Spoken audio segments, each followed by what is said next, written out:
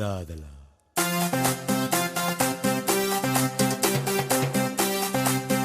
စိတ်တော့စိုးနဲ့ကြည်စားသလား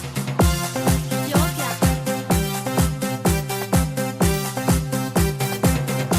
ကြည်စားရင်စိတ်ဆိုးမလားနောက်လိုက်တော့ baby နောက်လိုက်တော့စိတ်ဆိုးလားပြောအောင်